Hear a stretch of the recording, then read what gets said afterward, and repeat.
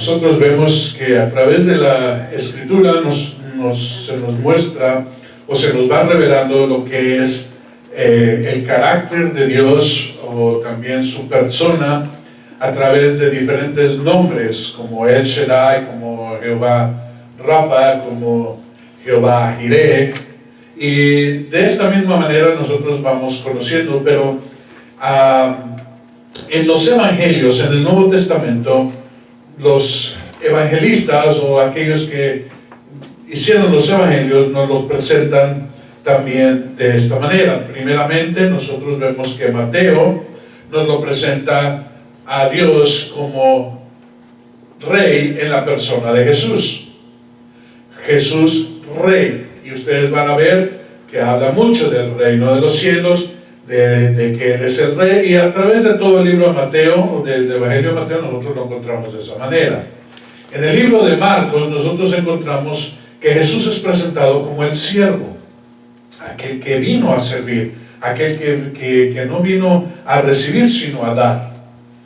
También en el libro de Lucas se nos presenta a Jesús como Dios hombre, como el Hijo del Hombre, y ustedes van a ver a través de todo el Evangelio de Lucas que se menciona muchas veces el Hijo del Hombre.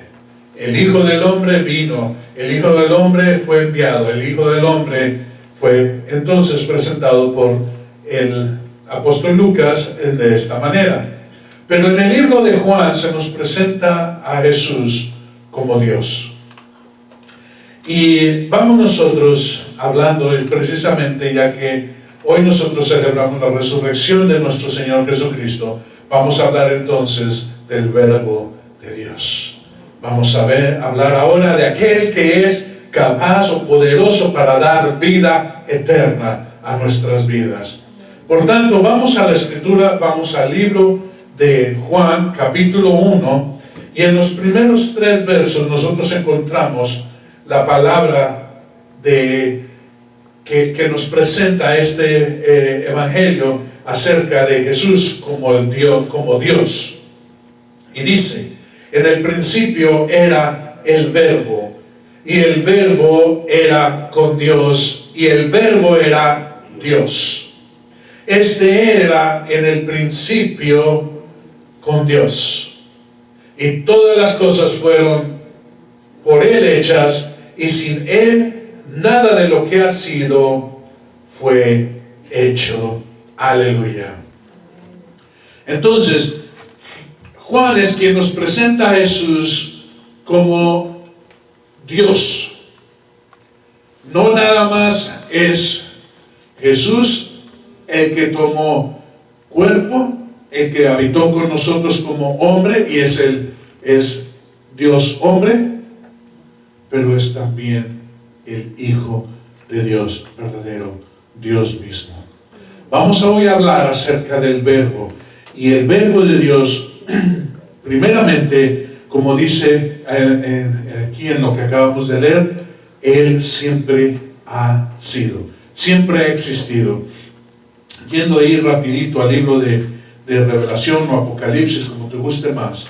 En el libro de Apocalipsis, capítulo 1, versículo 8, se nos deja bien claro saber que yo soy el alfa y el omega.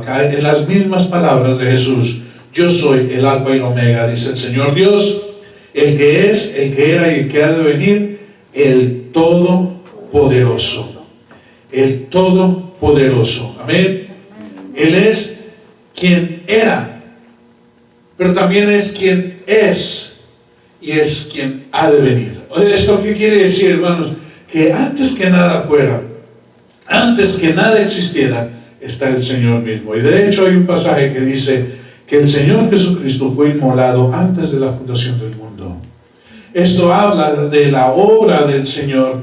Antes de que Dios hiciera las cosas, Él ya había previsto tanto la caída como la redención del hombre, pero tenía que ser a través de Él. El hombre por sí mismo no podría haber alcanzado ninguna gloria, no podría haber llegado nunca a ese lugar que Dios le había preparado, que Dios le había diseñado. pero solamente a través de Jesús. Por eso Él es. Y me gusta mucho porque esta palabra la repitió Jesucristo muchas veces diciendo, yo soy. Porque ese es el nombre que Dios mismo se dio a sí mismo cuando Moisés le preguntó, ¿en nombre de quién voy a decirles que he sido enviado? ¿Cuál es tu nombre para darlo a conocer? Y dice, ¿por qué preguntas mi nombre que es majestuoso? Yo soy el que soy. I am who I am. Yo soy el que soy. Y Jesús en muchas ocasiones, y de hecho a través de todo el Evangelio de Juan, ustedes van a ver que Él habla diciendo, yo soy. Y en esta expresión, Él menciona su divinidad. Él menciona que Él es el que es. Y también habla de que Él es quien ha hecho todas las cosas, pero lo vamos a ver un poco más adelante. Dice, nada de lo que fue hecho sin Él. Si hay algo que fue creado, y esto es en lo visible y en lo invisible, todo fue creado por el Verbo. En el principio era el Verbo, y el Verbo era con Dios, y el Verbo era Dios. Si ustedes van al libro de Génesis, ustedes van a encontrar que allí estaba también la persona de Jesús como el Verbo. Y vamos a notarlo, vamos a verlo en un momento más adelante, pero esto también nos lleva a nosotros a ver que es una persona distinta del Padre. El Padre y yo, uno somos, yo doy honra al Padre, el Padre me ha enviado, el Padre da testimonio de mí, el Padre es quien da las cosas y yo vengo a hacer las cosas que el Padre me ha dado a hacer. Es una persona distinta del Padre, porque muchos habían dicho, y esta era una de las cosas que se hablaban mucho después de la muerte de Jesús y después de los apóstoles, que había falsos maestros que venían a decir que Dios mismo todo se había hecho hombre, y en realidad así fue, pero es la persona del Verbo, la persona de Jesús quien tomó forma de hombre. El Verbo es una persona distinta. Entonces, Juan capítulo 8, regresando ahí a Juan, nosotros vamos a ver que Él es uno con el Señor, pero es distinto, es uno con Dios, pero es distinto a lo que es el Padre. Juan capítulo 8, entonces, versículo 16, dice así la Escritura, porque si yo, déjame ver si estoy bien, sí, aquí estoy, porque si yo os juzgo, mi juicio es verdadero, porque no soy yo solo, sino yo y el Padre que me envió. Aún en vuestra ley está escrito que el testimonio de dos hombres es verdadero. Yo soy el que doy testimonio yo soy el que doy testimonio de mí mismo, y el Padre que me envió da también testimonio de mí. Si fuera solamente Jesús, está bien, pero está hablando de que Dios es un Dios trinitario. Es el Padre, el Verbo o el Hijo, y el Espíritu Santo, que es el Espíritu de poder. Y estos tres son uno. Pero si tú quitas al Espíritu Santo, entonces realmente no hay Dios. Y si tú quitas al Hijo y dejas al Padre y al Espíritu Santo, tampoco es Dios. Dios es Padre, Hijo y Espíritu Santo. Ese es el Dios verdadero. Amén. Pero el verbo es esta persona que vino, y en el capítulo 3 de Juan, donde nosotros conocemos el pasaje de la salvación, que por tal manera amó Dios al mundo, versículo 16, 3:16 dice, porque de tal manera amó Dios al mundo que dio a su Hijo unigénito, para que todo aquel que en él cree no se pierda, mas tenga vida eterna, porque Dios no envió al Hijo al mundo para juzgar al mundo, sino para que el mundo, ¿qué? sea salvo por medio de él. El que cree en él no es condenado, pero el que no cree ya ha sido condenado porque no ha creído en el nombre del unigénito Hijo de Dios. Si dice unigénito, es que ha sido engendrado por el Padre. Esto es distinto al Padre. No es la misma persona. Y en esto hay bastante gloria. Amén. Si Dios hubiese venido mismo y en todo su resplandor estuviera en medio de nosotros, quedamos fulminados. Era necesario que Dios se rebajara, como dice, no tomó en sí mismo la gloria que tenía como algo que considerar, sino que se humilló tomando forma de hombre y habitó en medio nuestro. Pero el Verbo es Dios. El Verbo es Dios. Y en Juan 10, ahí unas hojitas más adelante, y esto lo estoy poniendo no tanto porque me gusta poner muchos versículos, sino para que ustedes también lo tengan como referencia. Capítulo 10, en el versículo 30, dice: yo y el Padre somos uno. Ya vimos que Él es el Verbo, Él siempre ha existido. Ya vemos que es una persona diferente del Padre, pero también es Dios. Yo y el Padre uno somos. Amén. Y dando las vueltas hasta casi el final de la escritura, nosotros vemos en 1 Juan capítulo 5, en el versículo 20, casi al final de este libro, dice: sabemos que el Hijo de Dios ha venido y nos ha dado entendimiento a fin de que conozcamos al que es verdadero, y nosotros estamos en aquel que es verdadero, en su Hijo Jesucristo. Este es el verdadero Dios y la vida eterna. Amén. Él es Dios y la vida eterna. Amén. Así que nosotros tenemos que el Verbo era con Dios, el Verbo era Dios, y este estaba en el principio con Dios. Pero también dice que el Verbo es todopoderoso, que Él ha hecho todas las cosas, y sin Él nada de lo que fue hecho ha sido hecho. Y este es el poder que tiene el Señor.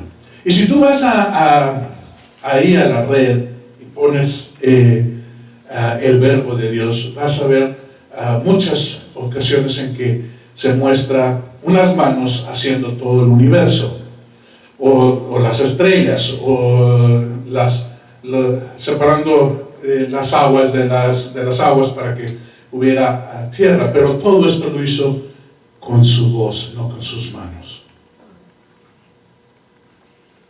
Dios usó sus manos para hacer al hombre, pero usó su voz para hacer todo lo demás. Y dijo Dios: sea la luz, y del poder de Dios, del Verbo, salió la luz. Sea la luz. Y fue la luz. Y la luz rompió las tinieblas. Desbarató las tinieblas, como oímos en el canto. Al principio, cuando todo estaba, dice, estaba oscuro y sin forma, Dios vino y trajo orden y trajo forma, trayendo primeramente la luz. Y esa luz, dice, es la luz que da vida a los hombres. Y en el mundo estaba, pero el mundo no la conoció. El mundo la pasó por desapercibida. Nada de lo que ha sido, nada de lo que ha acontecido, nada de lo que está hecho, fue hecho, sino solamente a través del poder del Verbo. Él tiene todo el poder, hermanos, para cambiar y transformar todas las cosas. Pero era necesario que Él viniera. Era necesario que este ser todopoderoso viniera y nos mostrara cuál era el camino, cuál era la razón de nuestra existencia. Muchas veces el hombre, a través de todos los siglos, a través de toda su existencia, se ha hecho esta pregunta: ¿de dónde vengo, a dónde voy? ¿quién soy? ¿Cuál es mi propósito en esta vida? Nacer, crecer, vivir, reproducirme y morir. Esa es la vida de los animales. Nosotros tenemos un propósito. Y ese propósito es conocer a Dios. Y conocer a Dios, hermanos, no es algo que se nos lleva a algo indefinido. Como los antiguos, cuando hablaban de sus dioses, los ponían en el monte Olimpo o los ponían en algún otro lugar fuera del alcance del hombre y rigiendo todas las cosas del hombre, pero nunca pudiendo tener esa relación. Pero Dios nos invita a nosotros a entrar a su presencia. Dios nos invita a nosotros a llegar a conocerle, a saborear, a disfrutar, a entender que Él quiere ser uno con nosotros. A dejarnos entender que el propósito del hombre era sobre la creación, no en la creación. La mayoría de las religiones en el mundo hablan de un Dios que pone al hombre para que habite y funcione en la creación que ellos hicieron.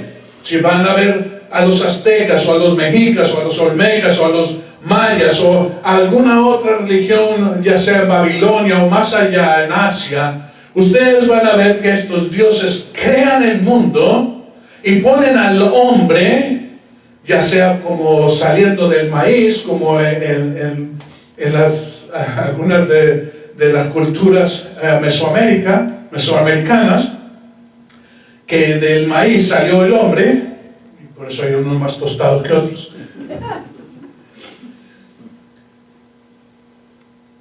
Para que habitara en lo que es la creación, en la tierra, en el agua, y disfrutar de los elementos, de lo que es el viento y el fuego y la tierra, y me falta uno: fuego, tierra, aire y agua. Esos son los 4 elementos, y a través de esos 4 elementos allí vive, y allí disfruta, y allí se mueve, y ahí muere. Y cuando muere, pues puede ir al limbo, ¿verdad? Al más allá, o estar con Dios. Pero no es el propósito. El propósito del hombre fue que fue creado para sojuzgar, o sea, para regir sobre la creación y poner orden en la creación. Y esto no se hace, hermano, estando en la creación. Por eso el Señor nos vino a conocer a nosotros que no pertenecemos a este reino, sino al reino de los cielos.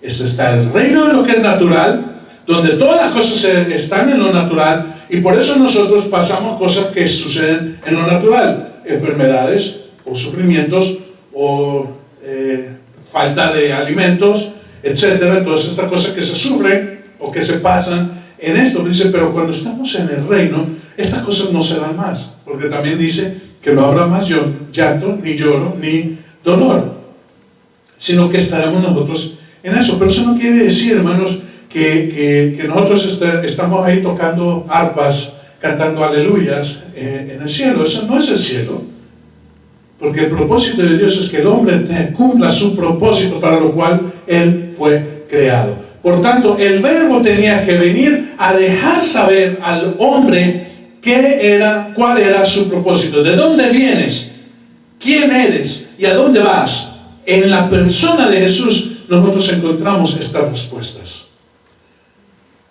¿Quiénes somos? Hijos de Dios, como nos deja saber el apóstol Juan. Ahora somos hijos, y eso que aún no se ha manifestado lo que hemos de llegar a ser. Pero cuando Él se manifieste, dice, seremos semejantes a Él, porque le veremos como Él es. Entonces, primeramente nosotros tenemos que entender que somos hijos de Dios. Por eso, en el libro de Juan, capítulo 1, versículo 12, dice que a todos los que creyeron les dio, ¿qué? Poder o potestades, ¿qué? De ser hechos hijos de Dios. Entonces, la primera parte que nosotros entendemos del Verbo, que es todopoderoso, es dejarnos saber nuestra posición. Somos hijos de Dios. Éramos nosotros en el corazón de Dios, en el pensamiento de Dios, ya estábamos nosotros, pero estamos aquí en un paréntesis, en una burbuja de que nosotros llamamos tiempo, la cual no estamos nosotros dentro, pero a través de la obra del Señor, nosotros ya no pertenecemos, ya no estamos allí, sino estamos fuera.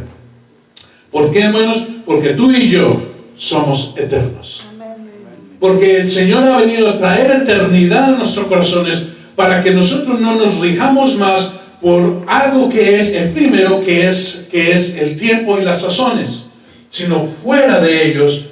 Y así como el Señor Jesucristo es y vive para siempre, el Señor nos ha traído a nosotros esa esperanza de vida, de vivir y vivir para siempre en Él. Entonces somos hijos de Dios y tenemos vida eterna. Tenemos nosotros el propósito de ser la gloria de Dios. Dios creó todas las cosas para deleite del hombre, pero Dios creó al hombre para su propio deleite. Así que seamos, por tanto, el deleite del Señor. Él hizo todas estas cosas y Él puso todas estas cosas para que nosotros podamos gozarnos. Pero Él era la luz y la vida. Regresando ahí a Juan, capítulo 1, les dije que íbamos a estar mayormente en el capítulo 1 de Juan. Y es preciosísimo. De hecho, los primeros 3 capítulos hablan de toda esta grandeza de lo que es el Señor. Ahí es donde ves el llamado a los discípulos, donde ves el primer milagro y esta cosa. Pero en el versículo 4 y 5 dice: en Él estaba la vida, y la vida era la luz de los hombres. Y esta luz brilla en las tinieblas, y las tinieblas no le comprendieron. El hombre, hermanos, cuando él desobedece, cuando él entra en esa transgresión de desobedecer lo que Dios le dio acerca del árbol prohibido, el hombre entonces cae de la luz admirable donde él había sido puesto a las tinieblas, que es ignorancia, y fue sumido en esta ignorancia de tal manera que ya ni conocía la voz o reconocía la voz de Dios, porque dice: te oí en el huerto y tuve miedo porque te escuché, pero no dice que él entendió. Cuando antes de caer el hombre hablaba con Dios como un amigo, al caer el hombre perdió esa capacidad espiritual, y lo que escucha es lo mismo que después se nos narra a través de toda la Escritura, que escucharon la voz de Dios como un trueno, como algo que es audible pero no es entendible, porque cayeron en tinieblas. Jesús vino a cambiar esto, Jesús vino a transformar esto, y se nos dejó conocer a Dios como Padre. Jesús mismo presenta a Dios ya no como el Dios Todopoderoso, aunque lo sigue siendo, pero como una persona a la cual tú puedes tener una relación como Padre. Cuando oréis, orad de esta manera: Padre nuestro que estás en los cielos. Lo que está haciendo Jesús es quitar estas tinieblas, pero estas personas que tenían esta ignorancia le rechazaron, porque decía: yo soy el Hijo de Dios y he venido a traer y hablaros del reino de los cielos. Pero ellos querían más bien un líder, un caudillo, un Mesías que les cambiara, que quitara el yugo romano de sus vidas. Querían un caudillo que les llevara a ser independientes del imperio de Roma. Pero Jesús dijo muchas veces: yo no he venido a hacer tal cosa, ni me levanten como rey, porque yo soy rey, pero no de este reino. Ni tengo nada que ver, ni se me ha perdido nada ni con César, ni con Roma. Porque en una ocasión le preguntaron si él daba tributo, y les dijo: enséñame la moneda. Y cuando le enseñaron la moneda, él dijo: ¿de quién es esta imagen? Dice: del César. Pues dar al César lo que es de César, y a Dios lo que es de Dios. Jesús no tenía nada que ver con todas estas cosas, porque aún el mismo diablo le dijo Póstrate y adórame, y yo te voy a dar todos los reinos de la tierra. Dijo, hace cuenta que le estás ofreciendo una pastilla de azúcar a quien tiene toda la producción de caña. ¿Qué me estás ofreciendo? Si el reino de los cielos es mucho más superior que todos los reinos de la tierra juntos, a través de todas las eras. Apártate de mí, Satanás, y se fue. Jesús nos ha dejado a conocer lo que es la luz. Hermano, estábamos ciegos, pero ahora podemos ver. Como fue dado a ese milagro del hombre que había nacido ciego de nacimiento. Y los discípulos preguntaban, ¿quién pecó, este o sus padres? Y dijo Jesús, ni este ni sus padres, sino para la gloria de Dios. Él ha sido preservado. Y sanó su vista. Y ahora tenía la vista. Y dijo, ve y da testimonio. Y fue y dio testimonio. Y dijeron, ¿quién hizo esto? Dice, el maestro. Jesús dice, ¿y quién es? Dice, no sé. Lo que yo sí sé es que yo estaba ciego y ahora veo. Es que lo hizo de esta forma que no me interesa. Yo no veía, pero ahora veo. Y eso es lo importante de lo que es la fe. Que nosotros no vamos a razonar nuestra fe, sino vamos a funcionar en nuestra fe. El Señor nos ha dado vida eterna y eso es suficiente. Yo no la tenía, ahora la tengo. No era hijo de Dios, ahora soy hijo de Dios. Estaba en el reino de las tinieblas, ahora estoy en el reino ¿de qué? De la luz. Y en este reino de la luz las cosas se hacen manifiestas y se nos da a nosotros entendimiento y conocimiento de Dios. ¿Qué es lo que trae la luz? Entendimiento, conocimiento, justicia y verdad. Aunque el hombre sigue pensando que él tiene vida. Si tú le preguntas a una persona que no conoce a Jesús si tiene vida, él te va a decir, sí, la paso bien, ando mayormente bien, y si tengo algún dolor voy al doctor. Parece un verso sin esfuerzo. El hombre piensa que tiene vida, que puede alcanzar grandes cosas, pero no se da cuenta que lo que tiene en realidad no sirve. Porque cuando él pase de vida a muerte, no se va a llevar absolutamente nada. Vaya, le pueden poner cosas ahí en el ataúd, pero no se lo va a llevar a ningún lado, ahí se van a quedar. Si tú abres ese ataúd después de unos años, vas a ver huesos con cosas. No se la llevó a ningún lado. Era costumbre de faraones y reyes de poner aún sirvientes y caballos y todo eso en las tumbas, para que le acompañaran en el viaje al más allá, y lo único que acompañaron fueron huesos con huesos, porque no fueron a ningún lado. Creemos nosotros que tenemos vida, que disfrutamos la vida, el color, el sabor, el olor, las cosas audibles, y ¿saben qué? Son ínfimas, son muy pequeñas. Y de estas cosas, nada más para darles algún ejemplo.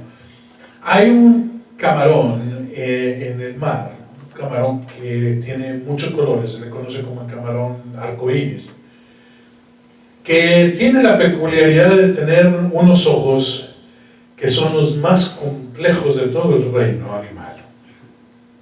No nada más ve en el rango de que nosotros tenemos, sino que ve en infrarrojo, ve en otras frecuencias que nosotros no alcanzamos a ver o no determinamos. Y dice, pues ¿para qué Dios le puso tanto poder si es un animalito, un artrópodo, algo insignificante ahí en el mar, porque no es muy grande? Dice, ¿por qué no le dio eso al elefante? Pues el elefante casi no ve. Pero no, Dios le plació dar las cosas a quien Él le plació dar las cosas. Y si hablas de cosas audibles, hermanos, al delfín y al murciélago, Dios les dio la capacidad de conducirse a través del eco. Y no hablemos del tiburón, que tiene otro sentido. Y así en sí tenemos todas estas cosas. Y nosotros nos orgullecemos de que podemos escuchar la quinta de Beethoven. O podemos nosotros disfrutar de un arco iris doble. O podemos nosotros tomar ese olor fragante de una rosa.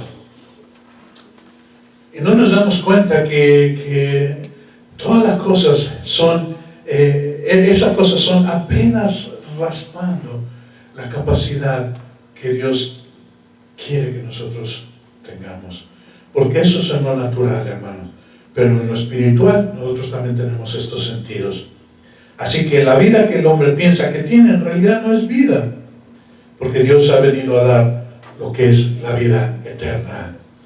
Por tanto, el Verbo se hizo carne. Versículo 14, ahí mismo en Juan. Y el Verbo se hizo carne y habitó entre nosotros y vimos su gloria, gloria como el unigénito del Padre, lleno de ¿qué? De gracia y verdad. ¿Y para qué estas cosas? Porque el Señor no vino a señalar un camino, sino a hacer el camino. Como Él dijo en Juan 14:6, yo soy el camino, la verdad y la vida. Nadie va al Padre, sino solamente a través de mí. Él no vino a señalar o a mostrar y decir aquí o allá o ven o haz, sino dijo, yo soy el camino. Si tú quieres estar buscando una forma de alcanzar a Dios, yo soy esa forma. Yo soy el camino. De hecho, después de que Jesús murió y cuando sus discípulos apenas empezaban, antes de que se les llamara cristianos, se les llamaban los del camino. ¿Sí? Ahí están los del camino, porque eran seguidores del camino de Jesús.